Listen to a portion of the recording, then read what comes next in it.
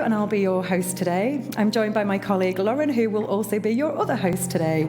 Thank you for joining us for this first ever episode. We're going to cover three things today in our inaugural pod. So we're going to talk about the team. We are going to talk about who we are, our experiences, why we're here. We're going to tell our lovely listeners about our backgrounds, mine and yours, Lauren, as told in our own words. And then I'll give an overview of who the rest of the team is, the colleagues who couldn't be with us today. We're going to talk a little bit about who Go for Growth is as a programme, how Go for Growth came about, what our aims and ambitions are as a micro business, and more importantly, how Go for Growth works for providers. So I think you're going to chat us through, Lauren, the initial contact process, so that thing that we call the triage process, and how providers can get in touch with us if they want to after the podcast. And then the third thing we'll finish off by talking about is the pod itself. Who is it for? What is it for? What will we cover in future pods? How often will we do it? And all of that kind of pod-related stuff. I take it it's all right to call it a pod. Is that a thing? We'll call it a pod. So in terms of introductions, I'll start with me, if that's all right. So for everyone listening, my name is Gillian Askew. I am a procurement professional by trade. I've been in procurement for coming up for 30 years, both private sector and public sector.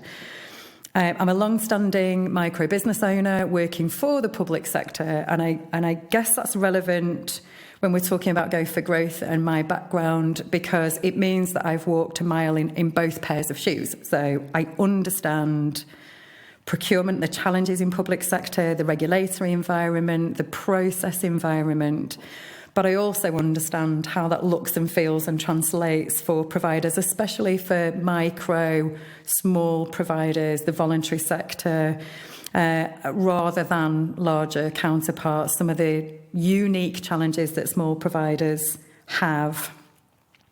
My role in Go for Growth as a co-founder was setting it up. So Jimmy and Sherry, and I'll talk about my colleagues Jimmy and Sherry in a little bit more detail in a second, we came together to try and fill a gap. So we recognised, because it's difficult for us as providers ourselves, we recognised that it was actually disproportionately tougher for smaller local organisations to access and to find opportunities in the public sector in the first place.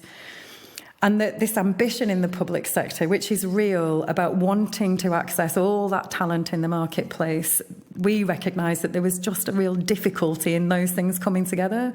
So you have a willing provider marketplace who want to work for the public sector, and a willing public sector who want to procure from that marketplace, but there's something happening in the middle. And so my role in Go for Growth is really quite strategic about how we do that. What's the support that we can provide to both procurement and public sector providers or aspiring public sector providers, so that we can connect those two groups of people together. Mm-hmm.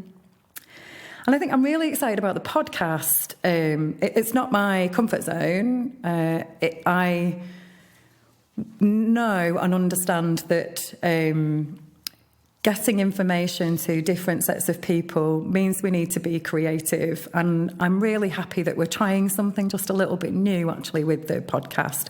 And hopefully small business owners, wherever you are in the land, are super busy, and so actually if you've got the ability to listen to something whilst you're having a lunch break, whilst you're eating, whilst you're doing other things, then hopefully that will be useful and helpful. So I'm dead excited about having another way that we can support providers with information. So that's me. No, that's brilliant. And I think based on the podcast and what I'm excited about, I think my views on it line up with yours quite similarly. I think it's really good to get different ways of interacting with providers out there, trying different things. And up to now, I think we've found that maybe our YouTube has been the most engaged with channel. So trying something quite similarly, but maybe that providers can listen to in a more remote fashion is a fantastic idea. So I think that would be, like I say, my views would line up with yours there. But introduction from myself, I'm Lauren. I'm the procurement assistant for Go for Growth. I've worked within the company coming up to a year now. It's been a whirlwind experience, really. I've not got the longest procurement background, which is what I'm actually training for at the moment. I'm doing my level 4 SIPs at the moment. But it's fantastic. It's a great experience, and providing support to providers is fantastic, I feel. Brilliant. I can't believe a year has nearly gone. I know. It's absolutely really crazy, almost a year. It feels like 2 minutes since you joined us. So Lauren and I aren't the only people. You and I are the main contacts at the minute in Go for Growth. But we're a tiny team, but we are a bigger team than just you and me, aren't we? So we have Jimmy and Sherry Lee, who are co-founders with me. Jimmy Brannigan and Sherry Lee Miles, both, I've known Jimmy and Sherry since 2013. They are social value, sustainability, environmental experts, and have a wealth of knowledge and experience around social contribution, how we can work in a way that is mindful to our environmental resources. You know, there isn't a planet B. So all of the things that we are doing, we have to take all of, that finite resource stuff into consideration. There's, in my view, nobody better and nobody more well-rounded in terms of their knowledge and expertise than Jimmy and Sherry Lee. And they run another organisation. We have come together, the three of us, because we share the vision of being able to connect procurement teams and marketplaces. And Jimmy and Sherry have been working with public sector procurement teams for many, many years. Our relationship is coming up for 10 years, and they were already doing that and well ingrained in doing that before I met them. And they also are micro business owners working for the public sector, so share that lived experience of what it feels like to work both on contract, off contract, to build relationships, to also lead from the front, to innovate, to do something different, and to understand how difficult that can be sometimes to take that to the public sector. So it's brilliant to work with Jimmy and Sherry Lee, both operationally and strategically. And then we have Sandra and Bex, who are both a whirlwind in terms of helping us bring all of this to life. So the platforms, the digital platforms that we've got, there is nobody better than Sandra at working those platforms, helping us understand the intelligence that we're gathering through providers. Over 9,000 engagements, I think, now. Yeah, I updated the figures yesterday, actually, with 9,500. 9,500 engagements. And Sandra and Bex really help us reflect that engagement back into both procurement teams, but also providers themselves. So a provider can see that they're not a lone voice, that they are part of a community that are all like a super tanker trying to turn. And we have some associates for Go for Growth as well. So we work with, if anyone's been to an event with us, they might have met Mike already, either virtually or in person. Mike Fairbotham, who runs Perigean Limited. He's kind of our go-to person for bid skills training. He's a SIPS accredited trainer, does loads of work around bid skills. And again, he's worked in procurement in public sector, but also is a micro business owner, so does have that shared dual lens, if you like. We work with a lady called Jane Ashby, she's our equality, diversity and inclusion consultant, if you like. She helps us understand how we translate the values that we've got of being inclusive, being accessible, and helping the public sector to become accessible. She helps us bring that to life in a practical way. And it's not easy. Accessibility, isn't a buzzword. It shouldn't be a buzzword. Neither is inclusivity. So Jane helps us think about what Go for Growth needs to do and helps us package our support to procurement in a way that makes sense around that agenda. And then actually with any small business, and anyone listening, I think this will resonate, or I hope it will resonate. You need a shop front. You need to tell the market what it is that you're doing. And so we work with a lady called Millie at the moment who helps us. I'm a procurer by trade, so no marketeer should ever fear for their job when I'm around. I'm the least creative person in the land. So what Millie does is take what we're doing on a practical level and helps us put the narrative together for providers. She helps us set our shop front up, if you like, so that people can see what the programme is and how to access it. So that's our team, and we will work with other experts in other fields as and when we need them. One of our jobs is really to make sure that we can get the right advice for providers from the right expertise at the right time. So that's the team. I'm going to keep talking, but I will come back to it in a minute, Lauren, I promise. But I'm going to talk just a little bit, if that's okay, about the Go for Growth programme itself. So if you go to our website, which is www.goforgrowth.co.uk, you will see that we talk about being a fully funded programme for micro businesses, small to medium enterprises, the voluntary community and social enterprise kind of voluntary sector. So we are supporting anybody. The doors are open. There are no closed doors in Go for Growth. But what we see is that where the support is most needed is with micro, small, SME type organisations and voluntary sector organisations. But I'm often asked what fully funded means. And so this ambition that I talked about in the public sector of being able to access the local talent, that ambition is alive and well. But actually it's a really complex, and it's a marathon, not a sprint, in order to be able to translate that into real accessibility. And so actually, as part of that commitment and ambition, the public sector fund the support that we can give to providers. So when I'm saying it's fully funded, what I mean is if you're a provider in the marketplace, you will never need to pay for any of the support that you get, no matter how. It's free for the provider to access. For the provider to access, yeah, and free forever. So as a provider, I know firsthand that often it can look like it's free on the surface, but when you scratch the surface, there's a price tag over there somewhere. Free 14-day trial. Or... Yeah, start your free trial here. Go for Growth is different to that. We have said, and it's a very public commitment, it's in our manifesto, it's all over our website.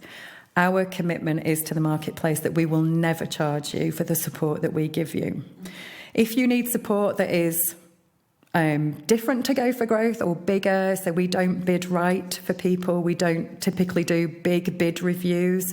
We can find a person who you can work with, in the right direction. Point you in the right direction, but those things we probably won't do, and those things typically have a charge associated with them. But anything you get directly from Go for Growth is free of charge now, and it will stay free of charge. And we work for the public sector, so we're working for local authorities, NHS organisations, we're working for collaborative, they're called public sector buying organisations, so you'll see there's a number of them in the UK. We work with those collaborative organisations, blue light organisations, central government as well, so we work right the way across the public sector. And on our website, by the end of September, actually, you'll be able to see the logos of all of those public sector clients that Go for Growth works for. But there is an important point, I think, to make in that if you are in a part of the country where actually your local authority or NHS Foundation Trust or the ICS or the police force or whoever it is aren't a client of Go for Growth, that doesn't mean that you can't access the support. Whoever you are, wherever you are, whatever sector you are, whatever size you are, no matter who the public sector client is for you as a provider, you can come and get the support from Go for Growth. Our job is to make sure that our funding model works so that we can continue to deliver the support that we're delivering. Yes. Yeah. Lauren, would you describe, because it's a question we get often in terms of providers going, actually, this is definitely a space that I need some help in.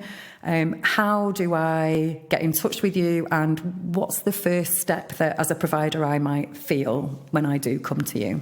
Yeah, no, absolutely. Because sometimes, obviously, in the webinars, the events that we're hosting, we can give a lot of information about the support that we offer. So the one-to-one services, the content that you can access through our website, through our social media pages, and you can keep up to date with what we're doing. But actually to get in touch with us one-on-one, so to speak with me directly or yourself directly, Jill, it can be a little maybe lost in translation. Just hit the microphone. But no, to be able to access our services, there are multiple ways. So via our website directly, there is a form for you to contact us. The form will come through to my email address and I'll be back with you or back to you as soon as I see that and have the time to get back to you.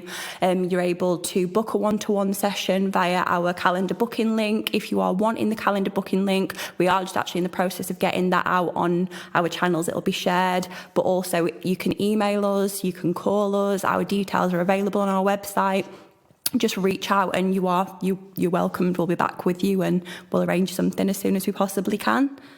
And so if I'm a provider and I've said, right, Lauren, I've dropped you an email or whatever it is, what that triage process that we talked about, what could I expect in that initial 30-minute conversation? What can I expect you to be asking me and us chatting about? So the initial call for me is a really important one. What I tend to use it for, and I don't know whether you're the same, that initial 30 minutes I feel is important to figure out more about each other, have a better understanding of how we as an organisation can help you as a provider, but also where you as a provider are, what is it that you do, what is it that you're looking for, what experiences you've had. Really just getting to know each other so that we can personalise the service that we actually offer. Because like we say, the service that we do offer is tailored to your needs, and to be able to do that, we really need that initial consultation.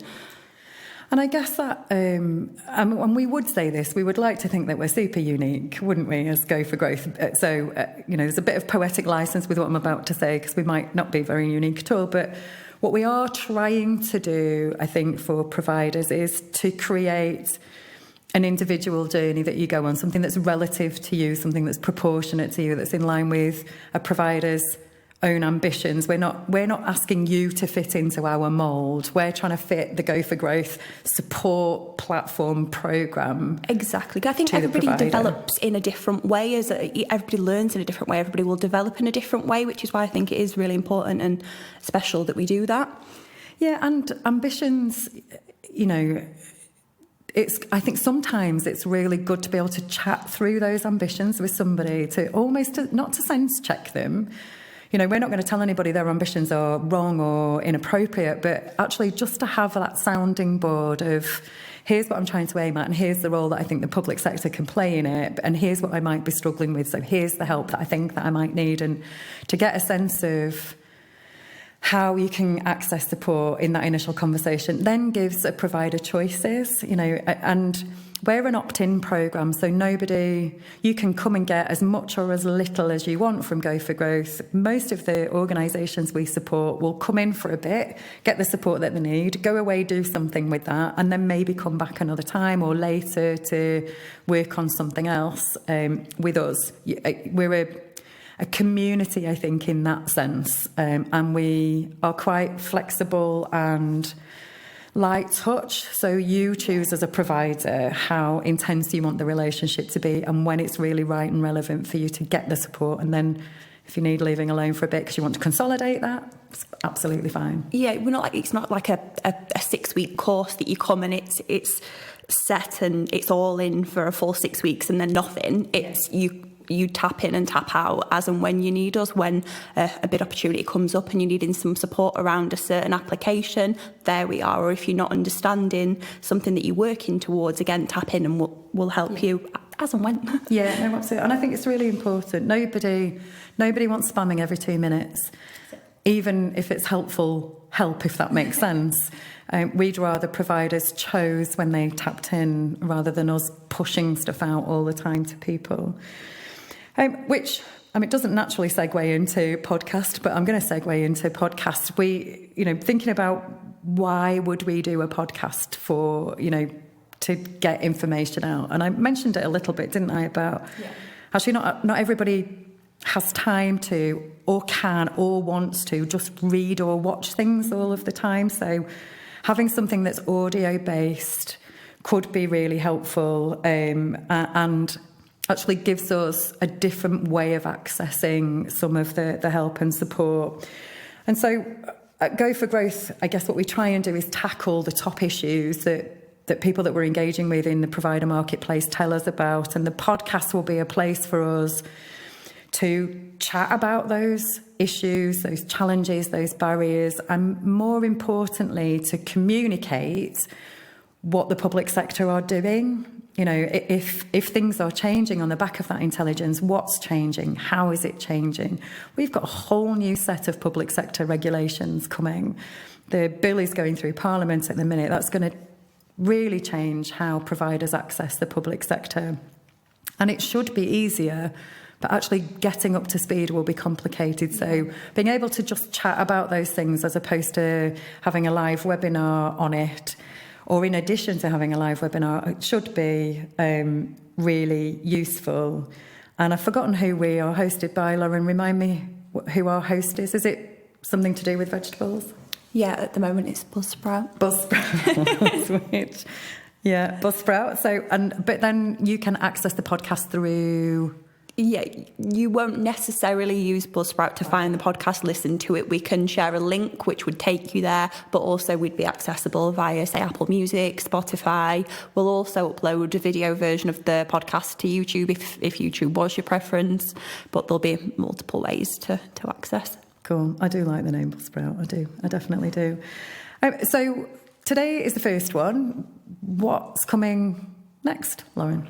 Yes, so we have our episode 2 already planned. What we're going to be doing is meeting with Barnsley Council and Enterprise in Barnsley. We're local to the Barnsley area, so we thought it would be a great idea to have a public sector body in with us to ask them questions about how they work. We'd be discussing really where to find opportunities. So where is a Barnsley provider you'd go to look for opportunities, whether that's the Barnsley Council tendering portal, whether it's a government portal. We'll discuss public sector spend in the Barnsley area, so what their spend goals are, how much they spend, what they spend their money on. And also we plan to discuss a little bit about what maybe makes a good bid in their opinion and where to go for support.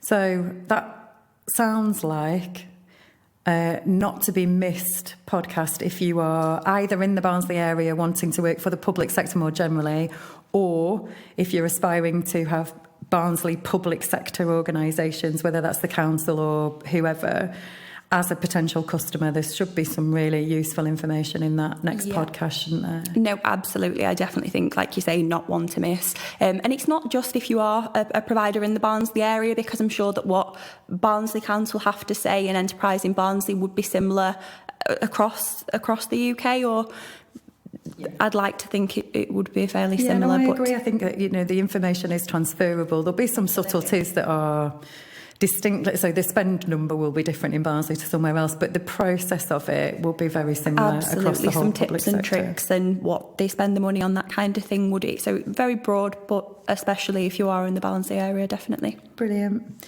And then I think after that, we are planning to talk about barriers and challenges. So we're planning to tell our listening audience about the intelligence that we've been gathering. So what are the barriers? What are the challenges? And like I said, more importantly, what's being done about them?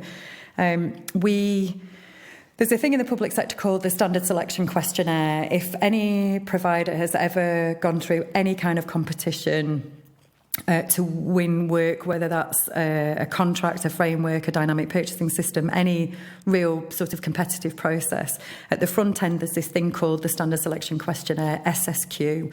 There are 8 sections to it. Not all sections will be in every procurement, but Go for Growth is launching over the next couple of months-ish the ability for providers to go through that Standard Selection Questionnaire in slower time outside of a competition process. So we'll be talking about what that means, how providers can get involved in that, and we have also developed something called Public Sector Supply Ready Status, where if you're a small provider, a local provider, or any provider actually, and you want to show your potential customer that you are ready to do business with them, that you're ready to go through these competition processes, you can do that and get that accreditation through Go for Growth. And we'll be talking more about, well, what does that mean? How easy is that? How would I access that if I wanted it? All of this is all free of charge. There's still no price tag coming. And we'll talk also, if you're in a procurement team, we will be talking about something called the Academy for Skills and Knowledge. So we create all of this intelligence. We're a voice for the marketplace. We want to help procurement use that intelligence to make real change that makes a practical difference to the accessibility and inclusivity of public sector procurement processes. So the Academy for Skills and Knowledge will be something that our procurement colleagues and procurement professionals will want to hopefully listen to a podcast about. So we're talking about that. That's coming in the next couple of months as well, that actual functionality. And so I guess we'll wrap up a little bit, Lauren, with if you're a provider listening to this or if you're procurement listening to this and you think, actually, I really want to talk to that team, I want to see if there's some help in there for me, what should they do first? How, is it email? So send us a note or something? Yeah, and to be fair, your preference, if you feel that you interact best with our website, like I said earlier in the episode, that you can reach out to us via the form on our website. Our email addresses and contact details are also on the site. You can find our details across social media. I do believe it is my contact number on the website and social media, so if you want to give me a call, there is a voicemail set up, so if for any reason I do miss your call, I will be back in touch with you, or simply send us an email. I do believe our email addresses and contact numbers actually will be shared on the video version of this podcast. So no, your preference really, there's no correct.